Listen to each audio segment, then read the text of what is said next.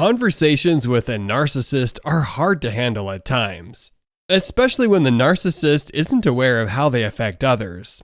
Most narcissists are not aware they are narcissists, but they believe this is a normal way to treat others and themselves. When most people think of narcissism, they think of someone who is aggressive, openly egotistical, and controlling. Yes, those are true, but what if they are quiet and can do all of those things at the same time? We know what you are thinking. You can't be a shy narcissist. Yes, you can.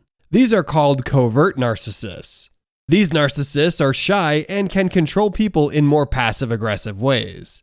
They are not as social and out there, not as charming, and not as bold as other narcissists.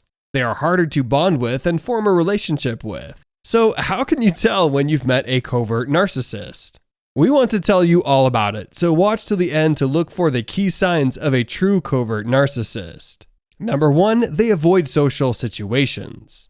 The one thing that normal narcissists know how to do is to charm people and socialize. They are great at influencing others to be their friend or spouse, or we can call it luring them in. Covert narcissists are the opposite. Coverts have a tendency to avoid social situations. They usually don't show interest in socializing as they find it unnecessary. They can usually make friends when people come up to them and start a conversation, but they avoid making the first move. Covert narcissists also are not as charming as regular narcissists.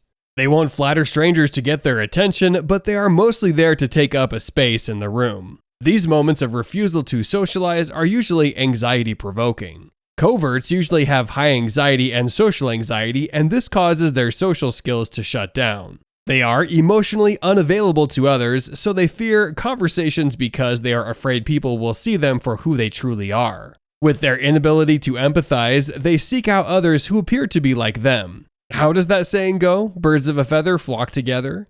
That typically describes covert narcissists. Covert narcissists will usually socialize with someone who does not have emotional baggage with them. It helps them feel more comfortable in this stressful situation. This is not saying that coverts will never socialize, which they will, but it's rare. Number 2, they get depressed frequently. It can be hard to imagine someone who has just a high standard of themselves getting depressed or sinking into a self-loathing pity party. It does happen though. Many covert narcissists have such unrealistic expectations of themselves that they can find themselves in a depressive state if the goals are not met. They fear failure, and for anyone to see that failure as well. Covert narcissists do not take confrontation too well and can become depressed if they feel like someone can see who they really are. They are scared for people to see that they do not empathize with others like normal people do. They don't want to appear weird or different. They become frustrated with themselves really easily, and they start to believe that they have it so much worse than others do. Even though they are narcissists, covert narcissists can form suicidal thoughts if they are pushed enough, or if someone picks up on who they really are. This can be tough to see in a narcissist because they like to appear as well put together as possible, but they find themselves drowning at times. Number 3, they ruin all kinds of relationships. Whether the relationship is with a friend, a colleague, an intimate partner, or family member, they have a tendency to ruin a relationship that is important to the other person. Covert narcissists have an unrealistic sense of themselves, which means they have a hard time finding someone good enough to meet their standards. Some coverts will not even attempt to find a partner, but they will find people to fill the temporary voids and needs they have, then move on to someone else. They have a difficult time connecting to others because they lack basic social skills. Their anxiety can ruin these small friendships they have, or if they do happen to find a person they really care about. The difference between covert narcissists and other forms of narcissism is that coverts will not try to pretend to care about a person to lure them in. They will just express their true feelings as is.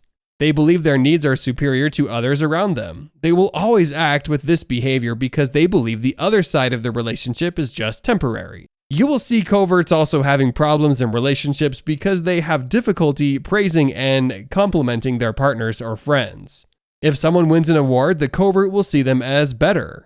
The covert will not want someone better than them around them, so they do not acknowledge their award. Instead, they may just tell them how to improve next time to satisfy their ego or simply ignore the situation. By the way, make sure to subscribe if you've learned something new today. Number 4, they act with passive-aggressive behavior. The thing about coverts is that they are not directly aggressive like other forms of narcissism. They are usually quieter and do not get physically or verbally aggressive. They will engage in passive-aggressive behavior. Many covert narcissists do not take the time to get to know you. They see this as a way of telling you that they do not care about you. They won't come out and directly say they are uninterested and hurt your feelings, but it gives them pleasure in knowing that you care more than they do. Another way they engage in passive-aggressive behavior is they won't stand up for people negatively talking about friends or family. They will sit back and allow the situation to happen. When questioned why they don't stick up for them, they will usually reply with phrases like, "I'm not getting involved," or "I didn't know you wanted me to say something." Things like that are some of the covert narcissists' favorite catchphrases.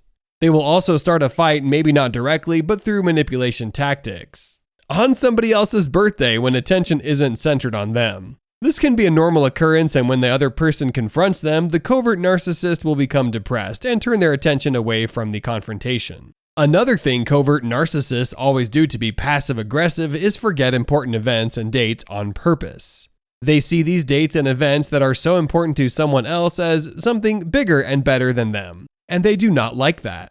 So, rather than just pretending like they did not hear the person, they will acknowledge it, then when the time gets closer to the event, they will make it a big deal that they forgot. They want the other person to feel less important and hurt. Number 5, impolite body language. Most people think of narcissists as verbally and sometimes physically aggressive when pushed enough, but that is not always the case. Covert narcissists can engage in impolite body behavior. This can tie into passive-aggressive behavior. They make gestures such as yawning when someone is telling a story about themselves when they are clearly not tired.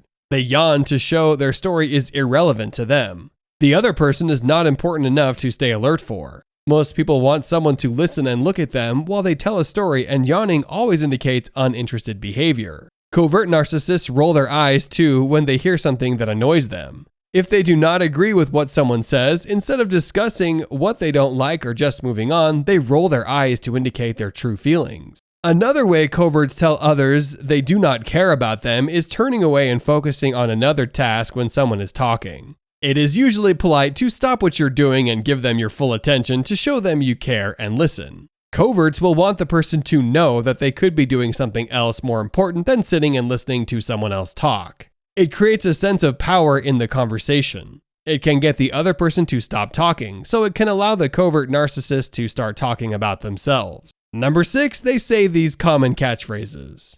Many covert narcissists say a lot of these same catchphrases. The phrases are usually small and simple, but with many meanings. Some covert narcissists' favorite catchphrases include, "Don't get upset over nothing. Don't be so sensitive. I was just joking, calm down. You misunderstood me. I didn't hurt you, you hurt yourself." These phrases, along with others, are just some of the common ones used by covert narcissists to initiate gaslighting. These narcissists want the other person to believe they caused these emotions, not the narcissist. The victim will many times hear these catchphrases and start to believe that they may have done it to themselves. The covert narcissist will say all of this in a calm, non-angry tone, which will make the person believe they are overreacting if they get angry and loud. The coverts use these phrases commonly to upset people more than anything. They want to upset them. Their goal is to make the other person feel bad about themselves. The phrases are intended to send mixed messages and make the person think the worst of what the words mean. The covert narcissist wants you to think the worst of yourself and question everything you do. If you notice, some of the phrases focus on the person harming themselves. The covert narcissist will want to deflect the problem from them and make people believe the victim is doing it all to themselves. And the narcissist is trying to help them. In reality, the narcissist is breaking them down more and more every day. And if you liked this video, then check out these other related videos to see more. And make sure to subscribe and leave a comment saying, "I subscribed," and we will personally reply to your comment.